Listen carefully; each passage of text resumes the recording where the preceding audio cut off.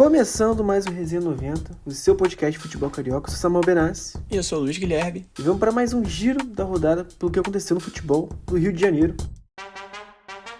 Começando por ele, pelo Flamengo, que teve uma semana importante, onde o goleiro Rossi foi fundamental para essa sequência de vitória do Flamengo. Começando pela vitória contra o Palmeiras, em São Paulo, no Allianz Parque, por 2-0, jogo polêmico, onde o Rossi pegou um pênalti, e teve um pênalti bem polêmico ali pro Flamengo, que o Murilo, zagueiro do Palmeiras, agarra o Arrascaeta. Na minha concepção foi pênalti, mas cabe uma discussão aí. E o jogo que tem esses dois clubes dados como os favoritos, né? Não só no Brasil, mas até numa Libertadores. São grandes clubes que têm uma presença como possíveis candidatos ao título. Foi uma partida muito importante por esse contexto. E foi até equilibrado nesse ponto, na questão de um pênalti para cada lado, mas quem aproveitou o pênalti se sagrou o vitorioso nessa partida. O Flamengo, como você falou, o Rossi conseguiu defender o pênalti e o Flamengo fez o pênalti que teve. Então esse 2-0 é muito por causa disso, por esse aproveitamento dentro da partida. E não foi um jogo também muito vistoso, foi um jogo até parelho em alguns momentos. E o Flamengo, que tem esse costume de jogar muito em cima, muito no ataque, ficou recuado. O Palmeiras fazia a proposta de jogo e o Flamengo só se defendia. Porém, mesmo jogando fora da zona de conforto, o Flamengo conseguiu esses 2 gols e 3 pontos importantes para diminuir a diferença entre os clubes no Brasileirão. Foi uma vitória importante, principalmente contra um time que é favorito para ganhar alguma coisa, para disputar principalmente com o Flamengo. Uma partida, queria ressaltar aqui, uma partida excelente do Alexandro, que foi convocado pelo Carlo Ancelotti. O time foi muito eficiente também, gostei da entrada do Pedro e também do Ayrton Lucas, que fez o segundo gol. O Palmeiras tentou ali no final botar o time mais pra frente, botar 2 zagueiros ali só pra segurar no contra-ataque. O Flamengo soube explorar o contra-ataque, né? O time soube se defender o jogo inteiro, então na reta final conseguiu se defender. No contra-ataque fez o segundo gol para sacramentar a vitória do Flamengo. E agora a liderança do Palmeiras é por somente um ponto de diferença. Tem mais alguns poucos jogos antes dessa paralisação para o Super Mundial, então o momento bom do Flamengo pode ser aproveitado até para tentar ultrapassar o rival paulista. Então esse jogo foi essencial, é quase uma final antecipada de certa forma, imaginando que os dois clubes vão disputar até o final do campeonato. E na quarta-feira o Flamengo venceu o Deportivo Táchira pelo último jogo da fase de grupos da Libertadores. Um jogo que parecia, se fosse para apostar, eu apostaria num jogo onde o Flamengo faria mais de 3 gols, né, por ser o Deportivo Táchira da Venezuela. Mas o Flamengo foi uma vitória que parecia que não ia sair, né? Aquela vitória culposa, quando não há intenção de vencer. O jogo tinha tudo para ser muito fácil, mas foi bem sofrido. O Flamengo criava e quando finalizava mal, né? Teve alguns lances ali, alguns chutes que foram no meio, um chute bem fraco no meio.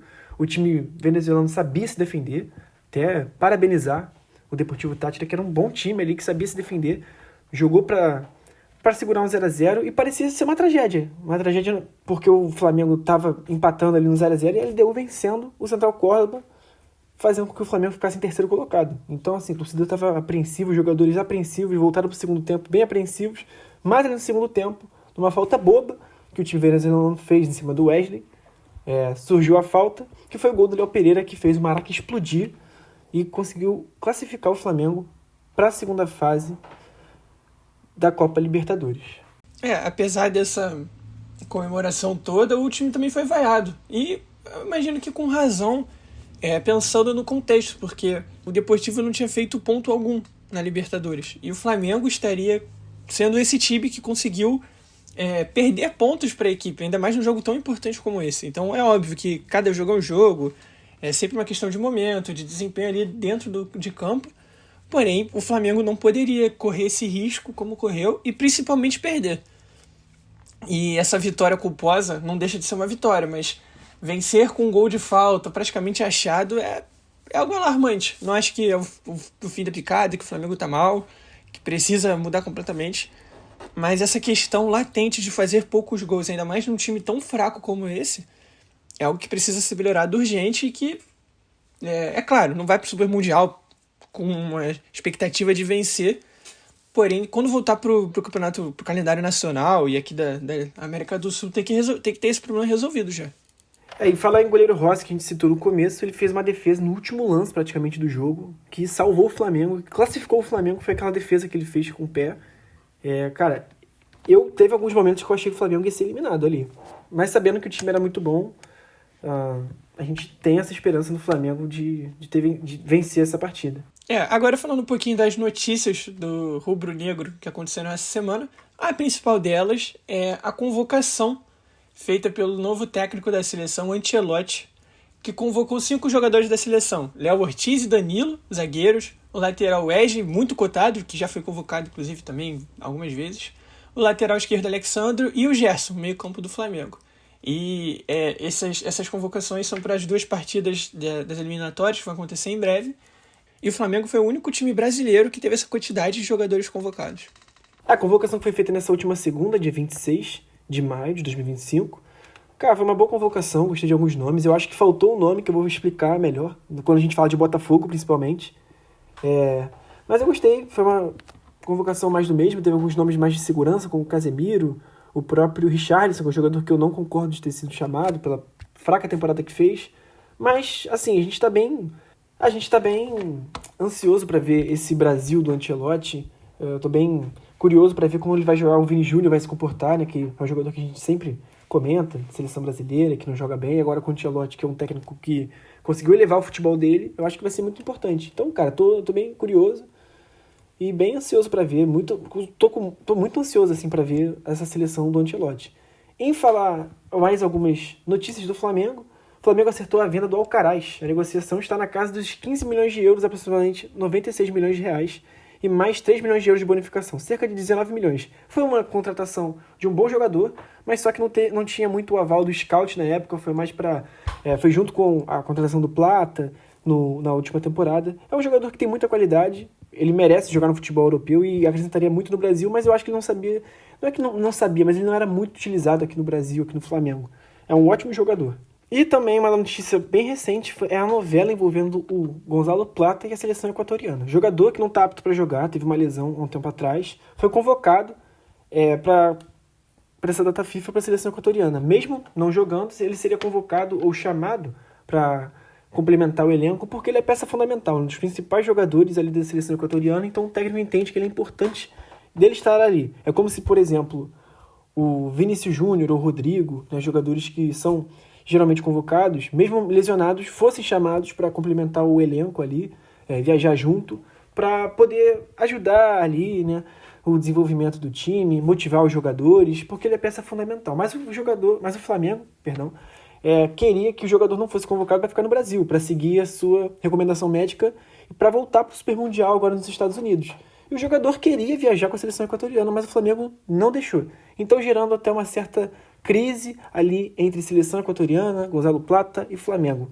Vamos aguardar esse antes dos próximos capítulos, mas eu acho que o Flamengo, querendo ou não, ele fez certo de não deixar o jogador ir, porque precisa do jogador para o Super Mundial. Ele é um jogador que é muito importante, pode fazer várias funções ali, é um jogador que tem muita qualidade. Eu gosto bastante do Plata, queria ver mais ele nesse Flamengo, porém as lesões não têm deixado ele dar sequência nos últimos jogos.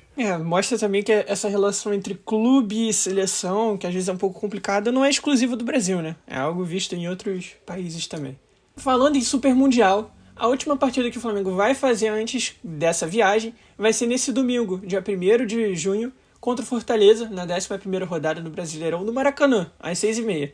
E ela é a última porque a 12ª partida, que seria contra o Sport, foi adiada em um pedido feito não só pelo Flamengo, mas pelos clubes que vão para o campeonato.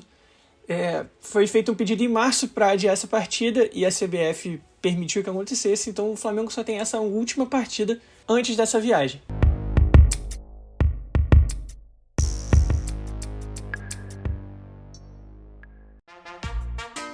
Indo agora para o Botafogo, que venceu o único jogo que disputou essa semana contra a Universidade do Chile por 1-0 na terça-feira, dia 27, às 9h30 da noite, jogando no Engenhão, e conseguiu uma classificação importantíssima na Libertadores depois desse jogo. O Botafogo que não jogou a partida contra o Ceará, que foi adiada no último sábado, né? Que foi adiada para essa próxima quarta-feira. O Botafogo, cara, o jogo começou muito pegado. O Jair já foi expulso logo no primeiro tempo, E com a expulsão ali, acho que a torcida ficou nervosa, mas ao mesmo tempo lembrou daquela situação do Gregóry na final da Copa da Libertadores. Então, conseguiu botar o time pra cima, conseguiu torcer mais, cantar mais e botar o time, tentar colocar na cabeça dos jogadores a esperança de ganhar aquele jogo, e conseguiu. Com o gol do Igor Jesus, que selou a classificação, fez o Engenhão explodir de alegria. E o segundo tempo, o Igor Jesus praticamente dominou o jogo. Fez uma partida que, cara, assim, fazia tempo que eu não vi um centroavante tão decisivo.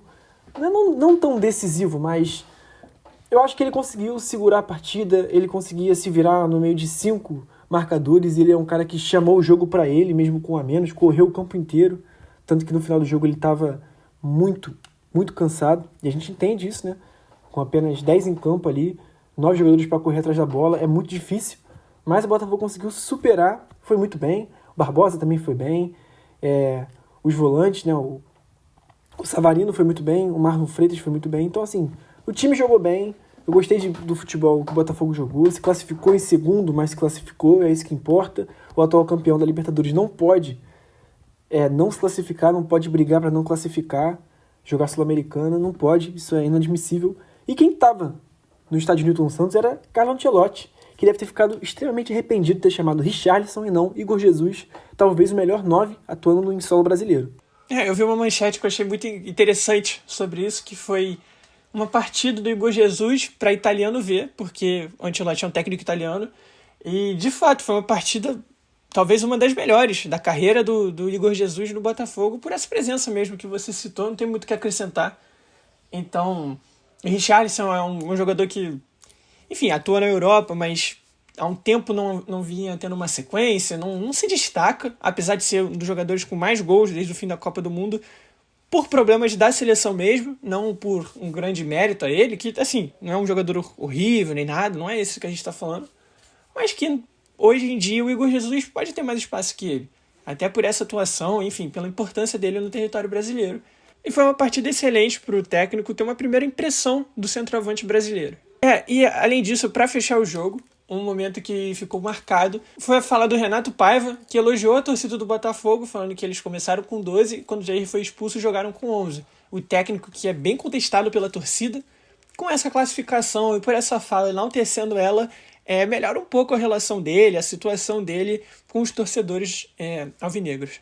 Indo para as notícias da semana, o Botafogo, que segue em busca de reforços para o Mundial de Clubes, mas também para após o Mundial, tentou o zagueiro Abner do Juventude, algo já era certo, mas por última hora ali, os clubes não se entenderam, não chegaram a um acordo em comum em questão de pagamento e acabou que o zagueiro não vem mais para o Botafogo. O time também sonda o brasileiro Caio, de 29 anos, que atua no Krasnodar da Rússia, zagueiro que acabou de ser campeão russo, e também uma promessa do Vélez Sarsfield, que lembra muito o estilo de jogo do Almada, Álvaro Montoro, de apenas 18 anos, por cerca de 8 milhões de dólares, que seriam mais ou menos 45 milhões de reais. E também, falando de Igor Jesus, né, parece que tem uma proposta do Nottingham Forest para o Igor Jesus, e os clubes já estão se acertando, pelo que parece, segundo algumas fontes lá de fora. O Igor Jesus iria para o Nottingham Forest da Inglaterra após o Super Mundial, seria uma perca imensa, mas com certeza o Botafogo iria ao mercado para tentar trazer um jogador tão bom, ou que poderia suprir o camisa 99 do Fogão. O Botafogo, que também adiou a 12ª rodada, assim como o Flamengo, como a gente citou anteriormente,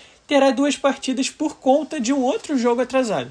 Primeiro ele enfrenta o Santos, às 4 horas no dia 1º, jogando na Vila Belmiro. E por fim o Botafogo enfrenta na quarta-feira, dia 4 de junho, o jogo contra o Ceará, que foi atrasado da 10ª rodada, no Engenhão, às 8 horas da noite. Vai ser o último confronto da equipe antes do Super Mundial e uma despedida da torcida, que vai dar toda a força, com certeza, para o clube disputar essa competição inédita.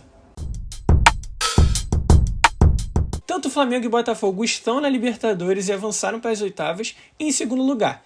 O sorteio da próxima fase acontecerá nesta segunda-feira, dia 2, ao meio-dia, na sede da Conmebol.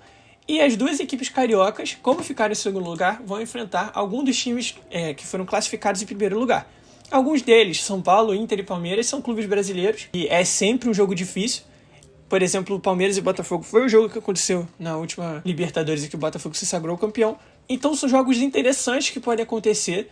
E no próximo podcast a gente traz aqui o resultado desse sorteio tão importante para definir o futuro das equipes na competição.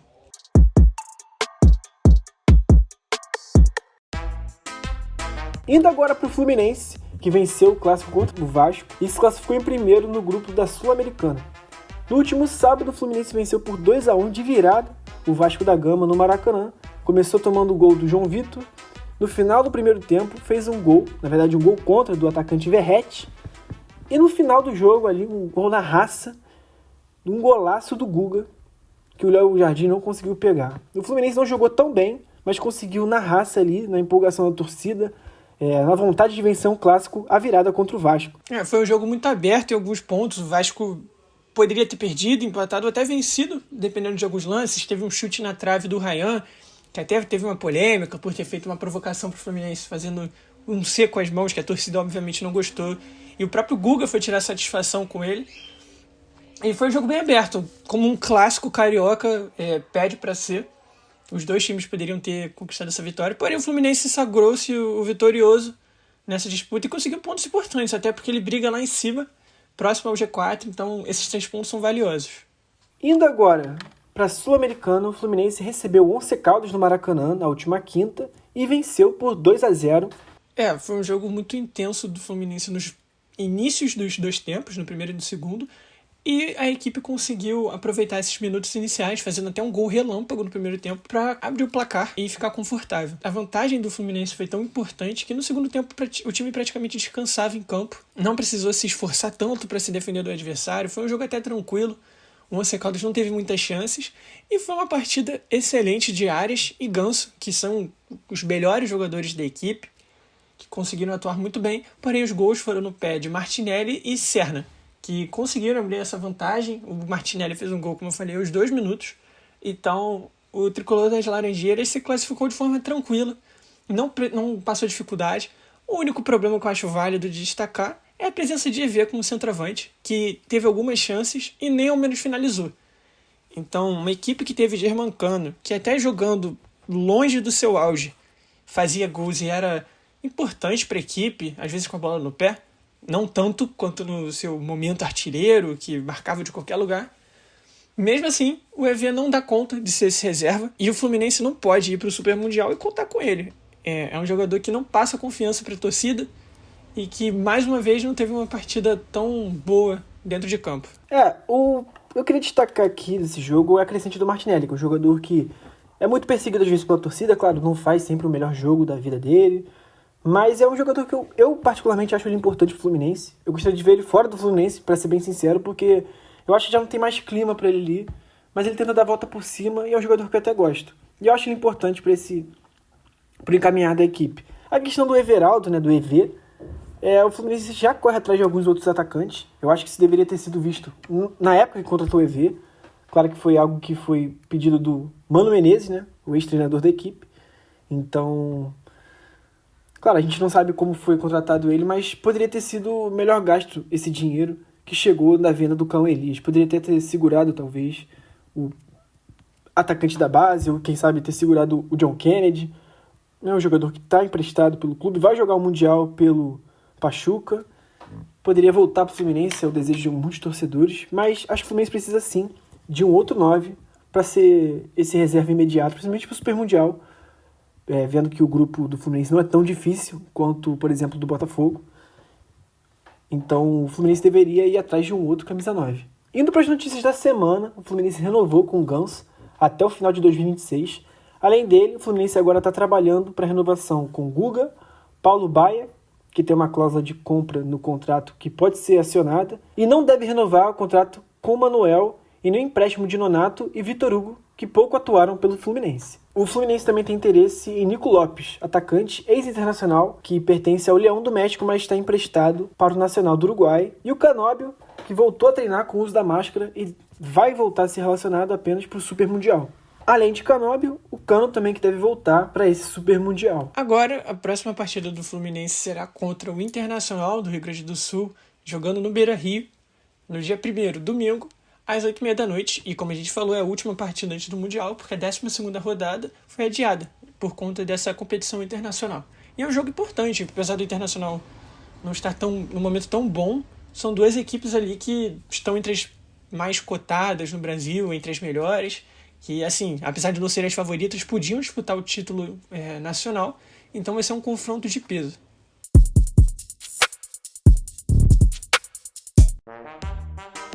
Agora, para fechar a semana, vamos falar do Vasco, que, como a gente falou, perdeu para o Fluminense e venceu do Melgar na Sul-Americana, uma vitória importantíssima para a equipe na competição.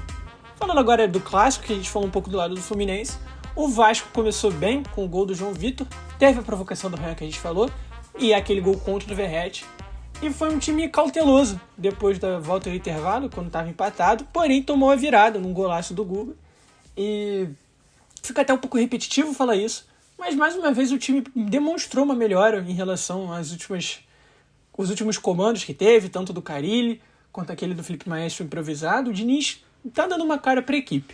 Isso foi visto principalmente na vitória contra o Melgar por 3-0 pela Sul-Americana na terça-feira, dia 27, em São Januário, que foi uma vitória importantíssima, foi uma ótima partida do Paulo Henrique, o lateral direito, o Ryan também foi muito bem, o Diniz parece que comprou a ideia de transformar esse jogador em alguém muito melhor, de segurar até a venda dele, como a gente vai falar que teve uma proposta recentemente. Então foi um bom jogo do Vasco, que aproveitou algumas oportunidades, porém correu alguns riscos. E o Léo Jardim foi acionado, com chutes fora da área, principalmente. Mas o Vasco venceu. E no final é isso que importa para a equipe. Um ponto negativo foram as saídas de bola e os erros dos defensores, que, para a sorte vascaína, o Melgar não era uma equipe que conseguia aproveitar as chances, porém o Vasco cometer esse tipo de erro contra um time mais qualificado tecnicamente vai ser algo perigoso. Não à toa essa defesa do Vasco tem sido muito criticada, apesar de parecer melhorar um pouco sob o comando do Diniz, mas ainda é um ponto fraco da equipe. E o Nuno, que vem sendo um jogador que se destaca nas partidas, teve um jogo até um pouco apagado. O destaque mesmo ofensivo foi para o Ryan. O Verratti também não teve muitas oportunidades, então o garoto da base vascaína se destacou nessa partida. O Diniz mudou um pouco a cara do Vasco, isso é fato. Desde que eu comecei a falar do Diniz aqui, todo mundo brincava, ninguém comprou a minha ideia de trazer o Diniz pro Vasco, mas, cara, tá dando muito certo. Claro que ele não vai ganhar todos os jogos. Eu acho que o Vasco deu muito mole de não ter vencido ou não ter empatado com o Fluminense, porque os dois times não jogaram tão bem. Então, foi ali num chute do Guga, que foi um belíssimo chute, um belíssimo gol, que sacramentou a vitória do Fluminense, a derrota do Vasco. Então, tem alguns problemas, claro, essa questão defensiva. O Vasco deveria ir atrás de algum zagueiro para melhorar o sistema defensivo do Vasco. Eu acho que uma coisa que eu até vou falar aqui um pouquinho depois sobre a questão do Jair, que é um volante que o Diniz já falou que gosta dele, parecia que ele não ia usar, mas agora deve usar. Eu acho que o Jair deve virar zagueiro, assim como o Martinelli virou zagueiro, para melhorar a saída de bola. É um jogador defensivo. Mas assim, o Vasco está melhorando bastante, eu acho que isso é muito importante. Esse ano eu já acredito que o Vasco não deve brigar mais para não cair, deve brigar pela parte de cima da tabela. Não por título, mas pelo que eu tô vendo do Diniz. E agora, com esse tempo do Mundial que o Vasco vai ter para treinar tranquilamente, sozinho, para testar melhor algumas peças, eu acho que o Vasco só tem a melhorar, né? É muito importante esse tempo agora do Mundial pro Vasco melhorar e os jogadores comprarem cada vez mais a ideia do Diniz. Tô gostando de ver esse Vasco, foi muito bem contra o Melgar. Claro que deu alguns moles ali, como você disse, questão de algumas finalizações ali que o Léo Jardim foi acionado. Mas eu tô gostando de ver esse time do Vasco, tá legal, tá divertido, e o Vasco só tem a melhorar com o Fernando Diniz. Esse ponto do Mundial é importante. A gente já falou sobre isso, pro Diniz implementar a ideia dele, porém vão existir alguns reforços, de certa forma, internos, porque o Adson volta de lesão, ainda não tá 100%, vai ter mais tempo de descanso, de treino, e o DVD também, o David, que está machucado, que vai voltar também a jogar durante esse período, vai aos poucos retornar nos treinos, então vai ser um período excelente para o Vasco. E pensando que o foco da equipe, segundo a diretoria, é a Sul-Americana, além de ter a Copa do Brasil, que é uma competição que financeiramente é muito boa, e como a gente já falou aqui, e é fácil de se perceber, o Vasco não vive os seus melhores momentos financeiramente falando, está em recuperação judicial, são competições interessantes, tanto para até tentar conquistar um título, que a torcida do Vasco já não aguenta mais esperar um título novamente. Nem Carioca a equipe tem conseguido vencer. E financeiramente vai ser muito importante.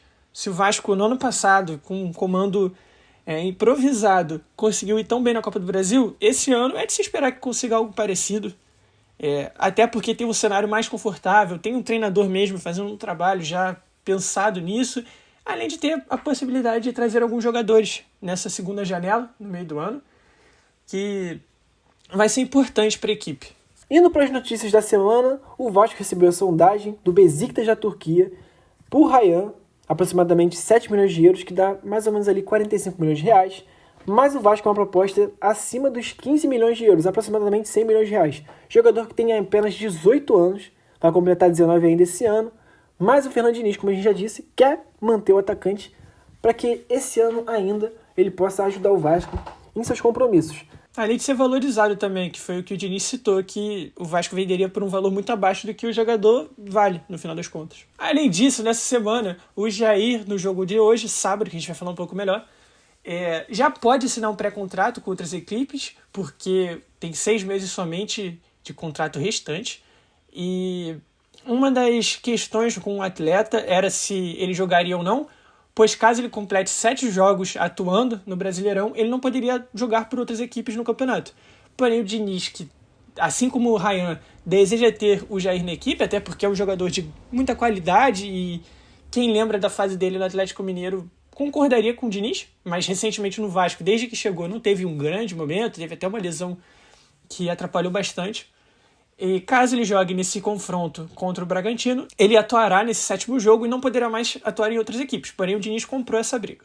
Além disso, o Vasco, que sofreu um transfer ban no dia 19 por uma dívida com o Nantes pelo atacante Adson, que impediria o clube de inscrever novos jogadores, conseguiu reverter a situação nesta terça-feira, porque o clube está em um processo de recuperação judicial e, por isso, tem esse momento diferente judicialmente. Então, essa questão foi aliviada para o lado do Cruz Maltino. Agora, os próximos jogos do Vasco, nesse sábado, dia 31, o clube pega o Red Bull Bragantino em casa, às 9 horas da noite, pela 11ª rodada, e no dia 12 de junho, famoso Dia dos Namorados, o clube viaja até a capital paulista para enfrentar o São Paulo, na quinta-feira, pela 12ª rodada do Campeonato Brasileiro, às 9h30. Esse confronto que não vai ser adiado, tendo em vista que o Vasco dos clubes cariocas da Série A é o único que não vai para o Super Mundial, então ele jogará normalmente essa partida. Para fechar, como o Vasco se classificou em 2º lugar no grupo na Sul-Americana, ele terá que atuar nos playoffs da competição, diferentemente do Fluminense, que, como ficou em primeiro lugar, passa direto para as oitavas. O Vasco terá um confronto contra o Independente Del Valle, do Equador, e os jogos de ida acontecerão entre os dias 14 e 16 de julho, enquanto os jogos da volta entre os dias 21 e 23 do mesmo mês. E esses jogos da volta serão decididos em São Januário, na casa do Vasco, que o time ainda não reconheceu nenhuma derrota nesta temporada, está invencível e vai ter esse mando de campo para definir o resultado para tentar avançar para a próxima fase da competição sul-americana. E esse foi a Resenha 90 dessa semana. Se você gostou, não deixe de nos seguir nas redes sociais e também no Spotify e no YouTube. Temos criado conteúdos no nosso Instagram, que vocês podem conferir que também é Resenha 90, além de termos o nosso site, com as partidas do seu time, que você pode acompanhar, e caso não possa assistir, você pode ler como foi o confronto. E é isso, galera. Muito obrigado. Tamo junto. Até o próximo episódio. Tchau, tchau. Valeu. Até a próxima.